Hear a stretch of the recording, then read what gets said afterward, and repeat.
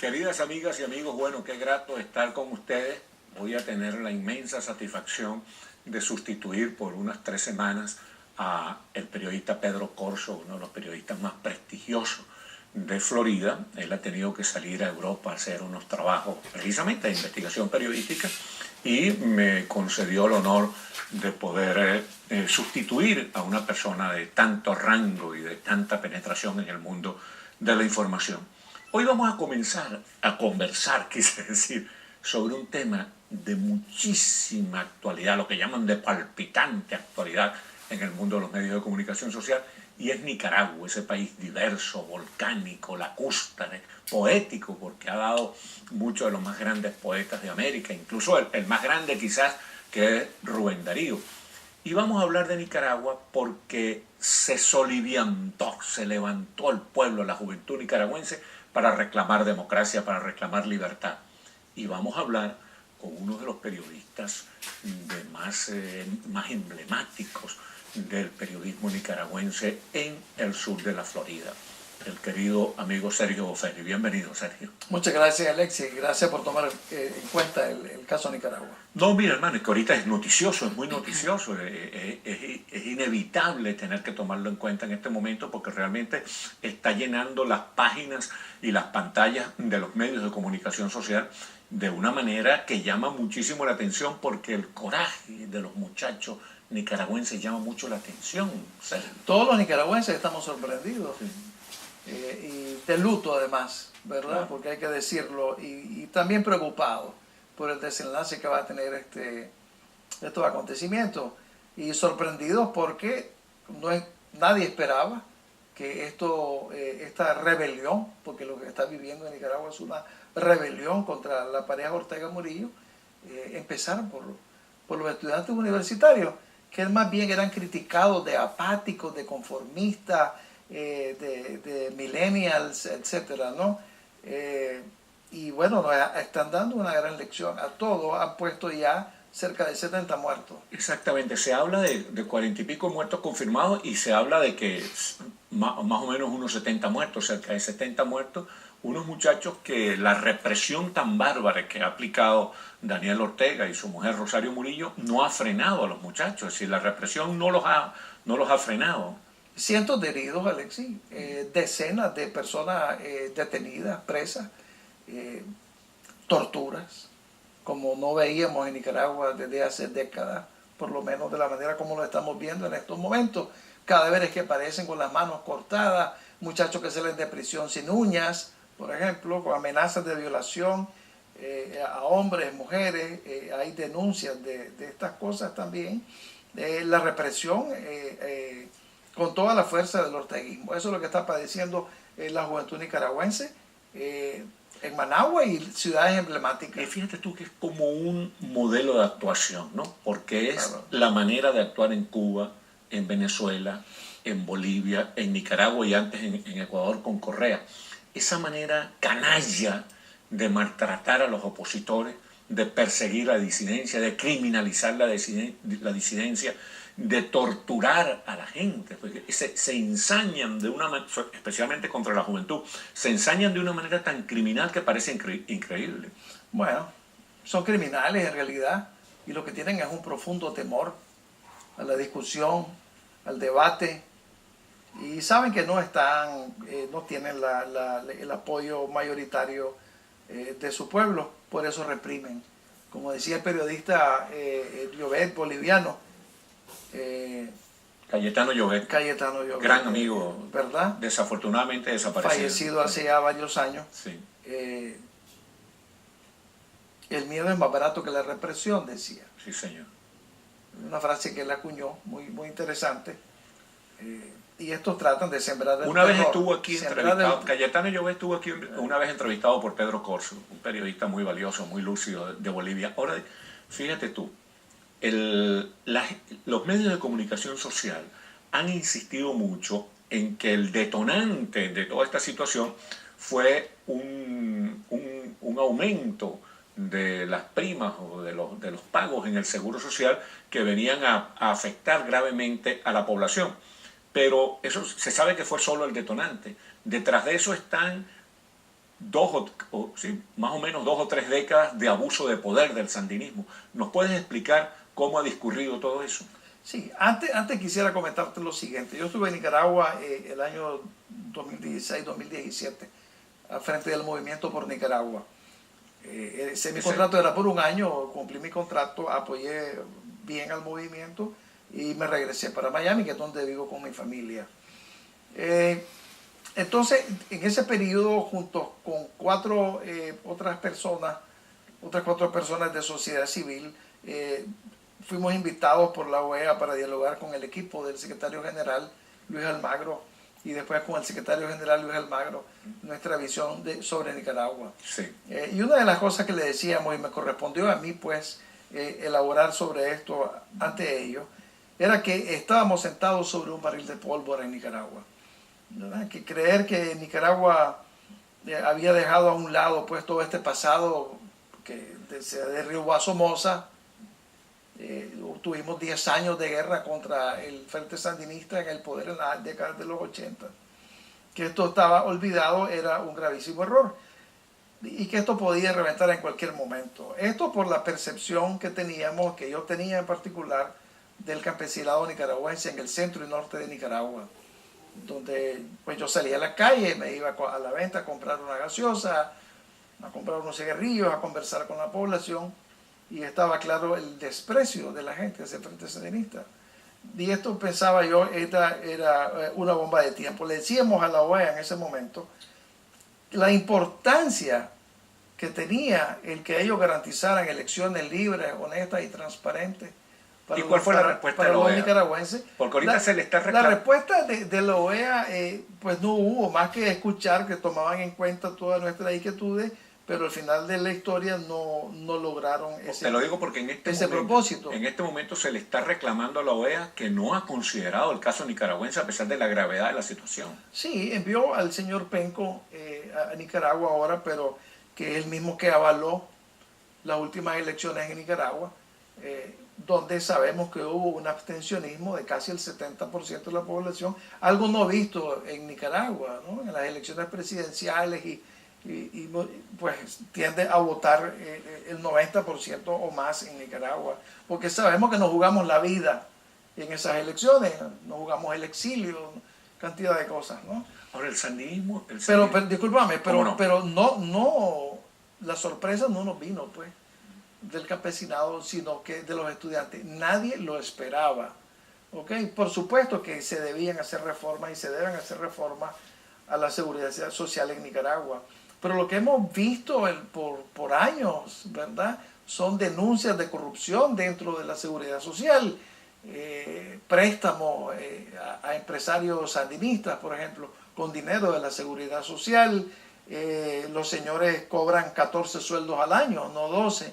Por ejemplo, Enrique Bolaños dejó esa institución con 1.500 trabajadores y ahora tienen 4.000. Y Enrique Bolaños, por ejemplo, dejó esa institución con más de 7.000 millones de córdobas en reserva y ahora tienen un déficit de 1.500 millones de córdobas. Entonces, todas estas cosas venían calentando el panorama, además de los fraudes electorales, ya algunos asesinatos que habían ocurrido, represión también selectiva a través de la Policía Nacional, estos famosos guardias antimotines. Y ahora vino con esto de subir la cotización para el Seguro Social y reducir el monto de la pensión a los jubilados. Y se olvidaron que todos estos muchachos tienen abuelos, tienen papás, tienen mamás que cotizan a la Seguridad Social o son beneficiarios y los afectó. Empezó un grupo pequeño, el 18 por la noche, los reprimieron con brutalidad. Sí. Y como consta en los videos, etcétera, al día siguiente se esparció de manera espontánea por todo el país. Si lo ubicamos históricamente, realmente el sandinismo perpetró una gran traición, no solo al pueblo de Nicaragua, sino a toda América, porque hubo la ilusión cuando fue derrocado Somoza de que el sandinismo se iba a convertir en una fuerza democrática. Mira, yo viví la experiencia cuando la elección de la señora Chamorro, que la Fundación Aristides Calvani mandó 3 periodistas a apoyar, a ayudar en lo que fuera posible desde el punto de vista comunicacional a la señora Chamorro. Fue el presidente del Colegio de Periodistas de Venezuela, Levi Benchimol, fue un senador periodista, Marcos López Inserni, y fui yo, que era un diputado periodista.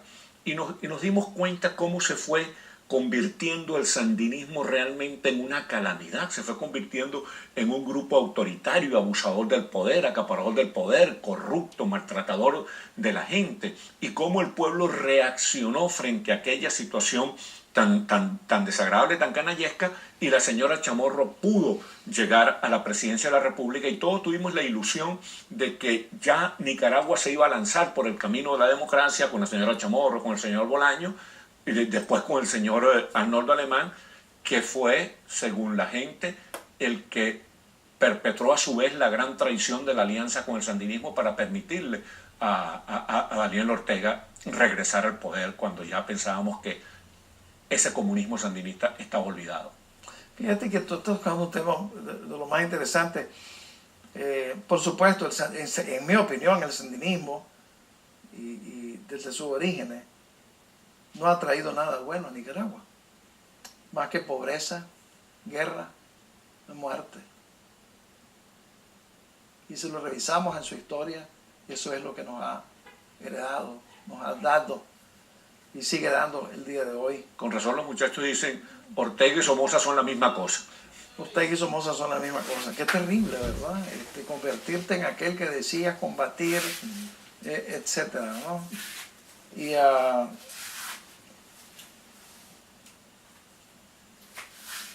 Y esto ha ocurrido y estamos hoy donde estamos. Por eso decía que me adelanto a esto que quería comentarte y a la teleaudiencia. Por los diálogos con el Frente Sandinista. Sí, la Contra dialogó con el Frente Sandinista, fuimos a elecciones y después mataron a Enrique Bermúdez y se dice que aproximadamente a 1000 comandos de la Contra fueron selectivamente asesinados en todo el país. Después, doña Violeta conversó, dialogó, concertó con el Frente Sandinista y el Frente Sandinista logró la legalización de su piñata y una generosa amnistía. Y le hicieron la vida imposible al gobierno de la señora Chamorro. Después, Arnoldo Alemán creyó que podía dialogar. Vamos a explicarle un momentito, perdóname que te interrumpa, sí. Pero es que tenemos que explicarle a la gente qué es la piñata. La repartición de bienes del Estado, cuando el sandinismo ha perdido las elecciones en 1990, pero le quedan 2 meses para entregar el poder. En esos 2 meses pasaron apresuradamente leyes en la Asamblea Nacional y ellos se repartieron bienes del Estado. Estamos hablando desde empresas hasta vehículos, haciendas, lo que se te ocurra, edificios, casas. Entonces hubo la legalización de eso. A los nicaragüenses han debido pagar $1.600 millones como indemnización a los legítimos dueños, porque ha venido eso de los impuestos de los nicaragüenses. Es decir, los nicaragüenses han pagado el robo de los sandinistas. ¿Está claro? Y después vino Alemán y quiso dialogar con los sandinistas por la gobernabilidad, se dijo en aquel momento, y quedó atrapado en el Frente Sandinista. Pero es que se dice que en el caso de Alemán, los sandinistas, Ortega lo chantajeó con la posibilidad de denunciarlo por hechos de corrupción en el gobierno alemán. Entonces Alemán llegó a un acuerdo para no ser investigado. No, esto era de tiempo de Alemán, ¿verdad? Los mismos sandinistas que participaron en ese pacto y en esos diálogos dicen que ellos nunca le pidieron a Alemán la reducción del porcentaje de votos para ganar en primera vuelta, que estaba en 45%, y Alemán lo ofreció y lo regaló y lo bajó al 35%. ¿Qué es lo que tiene históricamente el sandinismo? Un tercio de la población, y con ese tercio ha logrado ganar las elecciones. Claro, y se dice que ganó las elecciones en 2006 con 38% de los votos. Y desde entonces padecemos esta tragedia. Después el ingeniero Bolaño conversó también con Ortega y quedó atrapado. Y después Ortega se alió con el señor Alemán, ¿no? Y pusieron al ingeniero Bolaño contra la pared. Lo que te quiero decir es, dialogar con Ortega es un error. Ortega tiene más de 50 años de estar conspirando. Creer que uno puede sentarse en una mesa a dialogar con el Frente Sandinista de tú a tú es un error gravísimo. No, y se pone en evidencia que este diálogo podría ser inconducente, podría no conducir a nada, podría ser un diálogo como el que intentó Maduro en Venezuela para ganar tiempo, para desarticular a la oposición, para desmovilizar a la juventud, y un diálogo que terminara permitiéndole ganar tiempo para ver cómo él sale de este atolladero en que está metido ahora. Por supuesto. Yo creo que pláticas, digamos, y acuerdos están tomando lugar todos estos días. Pero tras bambalinas, ¿no? Sí. El diálogo que debería haber en Nicaragua es la renuncia o elecciones anticipadas, la renuncia de los Ortega Murillo, elecciones anticipadas, y cómo y cuándo sale del poder, ¿no? Y a corto plazo, porque Ortega, con esta brutalidad con la que se ha gozado, pues, contra los nicaragüenses, abrió una puerta que ya no puede cerrar. En este mismo programa alguna vez le dije a Pedro Corso, el nicaragüense es paciente, el nicaragüense es muy noble, es estoico muchas veces, ¿no? Pero cuando se cansa y ya después ya no se le puede detener. No, Está la historia en los genes, es decir, esta ha sido nuestra historia de guerras, revoluciones, dictaduras, y a bajar al dictador con las armas. Y estaba viendo una información, un artículo de opinión de alguien, no recuerdo quién, que decía que si Ortega no entiende que tiene que entregar el poder, él y su mujer, Rosario Murillo, que son extremadamente abusadores del poder, además tienen incluso hasta la acusación de pedofilia en el caso de Ortega, de haber violado a su hijastra, y esta señora Murillo, que era la madre de la niña, ser cómplice de esa violación. Si ellos no entienden que tienen que entregar el poder a este gobierno tan abominable que ha llegado hasta ese extremo que acabo de describir, les podría ocurrir lo que hace a Ceausescu en Rumania a su esposa, que el pueblo ya indignado terminó haciendo justicia por su propia mano.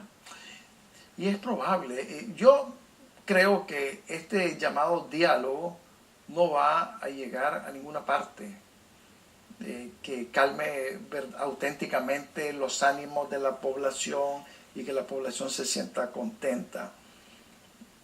Por lo tanto, creo que Ortega va a lograr controlar el daño por un tiempo, pero que esta inconformidad, estos resentimientos, este dolor, esta rabia que está en la juventud nicaragüense hoy por hoy en todo el país, va a cobrar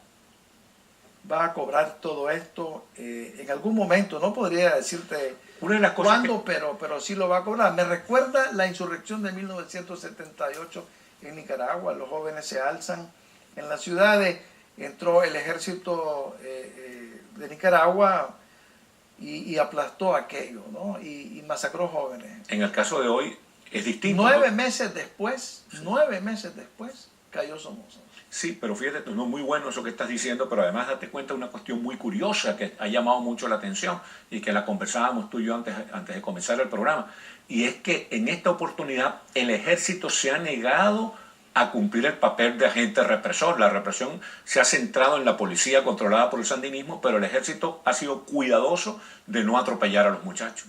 Muy interesante. Ellos han venido profesionalizándose en los últimos 15 años, 20 años.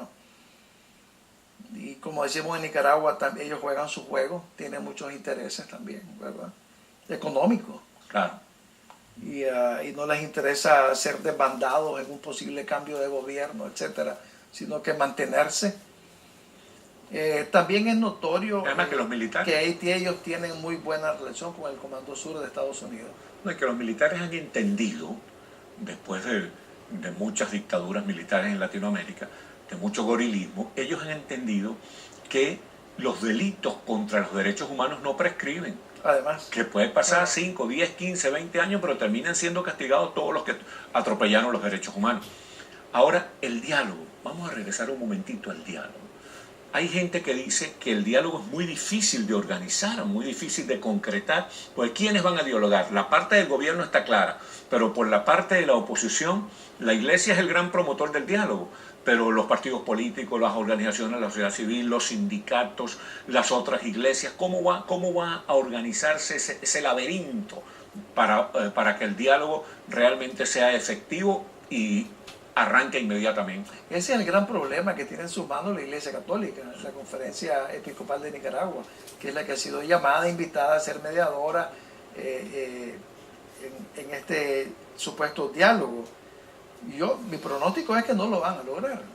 Esto va Porque, por ejemplo, a provocar una mayor frustración en la gente y todo, mientras Ortega logra controlar algunas cosas. La oposición, bueno, en Nicaragua, la oposición en Nicaragua son los estudiantes, claro, hoy por hoy, y son los campesinos también. O sea que los Esos campesinos y los deben estar estudiantes, representados en el diálogo. ellos están en la vanguardia de la resistencia y de la lucha a favor del rescate de la democracia. O sea que ellos tienen que tener una representación en el diálogo. Son los tanto más los estudiantes importantes, como son los los más importantes, son los que pueden darle vuelta a Nicaragua en cualquier momento. Solamente Ortega no lo comprende y no lo acepta. Y algunas organizaciones de sociedad civil, no todas ni cualquiera, porque muchas de ellas también son extensión de partidos políticos y de otros intereses y todo lo demás, ¿no? Y esta una de las cosas que le ha hecho mucho daño a la democracia nicaragüense es la gran división entre los partidos, que no ha habido un esfuerzo por desarrollar una estrategia unitaria, ¿no? Bueno, es que es el gatopardismo a todo tren funcionando, mi estimado Alexis, ¿ya? Son intereses de grupos, intereses de cúpula. No tienen amor por Nicaragua. Y yo, estando en Nicaragua hace año y medio, se los dije: ustedes no aman Nicaragua. Y lo escribí porque Nicaragua no es las montañas que son bonitas. Nicaragua no son los platos típicos, los recuerdos de mi niñez. Nicaragua no son las muchachas. Nicaragua no son las playas. Nicaragua es toda su gente. Cuando usted ama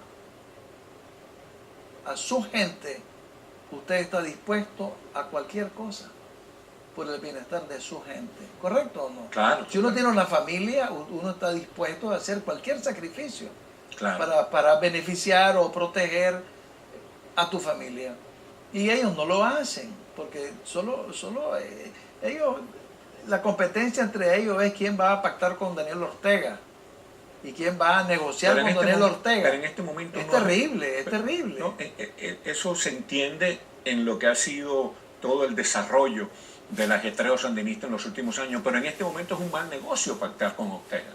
En este momento el gran negocio político es llegar a un acuerdo de la oposición para facilitar que haya un gobierno de transición, bien sea porque Ortega renunció o porque se convocan unas elecciones. Para que las elecciones sean efectivas y no vuelva a ser un fraude del sandinismo, es necesario cambiar el tribunal electoral. Yo creo que algunos partidos de oposición lo que tratan es de venderse como el salvavidas de Ortega, para que el status quo no se altere demasiado. Es la historia en Nicaragua, lamentablemente, y eso lo digo aquí, en cualquier parte, a todos los nicaragüenses.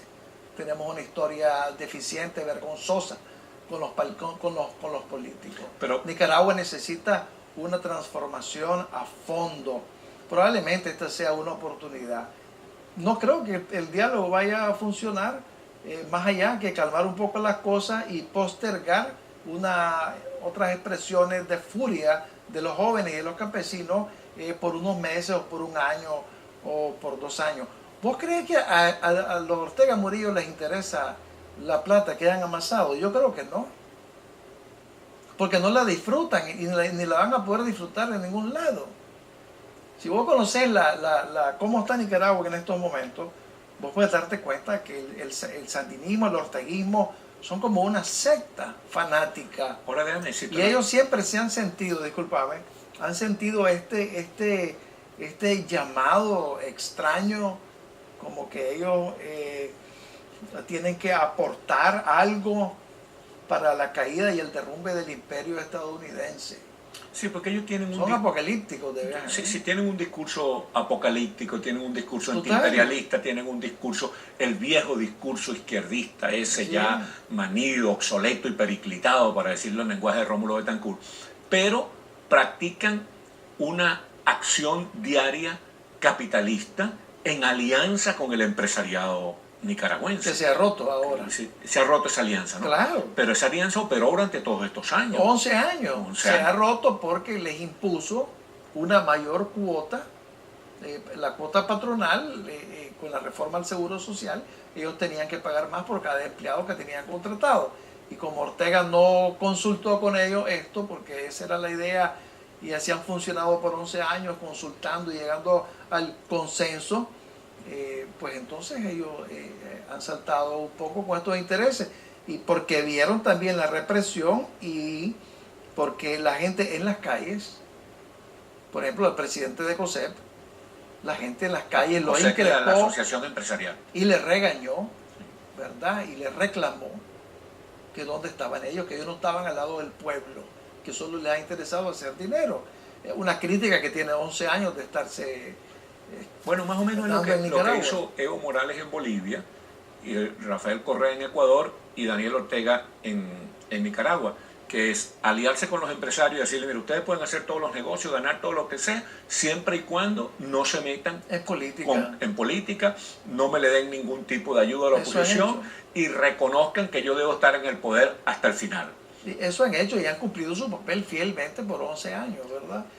Hoy por hoy, como te digo, los partidos políticos muy desprestigiados, la empresa privada desprestigiada también, ¿verdad? Entonces le toca el turno a la Iglesia Católica, a la conferencia episcopal, a ver qué es lo que puede hacer. Esto por la crisis de los partidos políticos, porque si hubieran partidos políticos responsables, serios, maduros, patriotas, ellos serían los llamados a estar en la historia demuestra, liderar este momento. La historia demuestra que en estos momentos de turbulencia emergen nuevos liderazgos.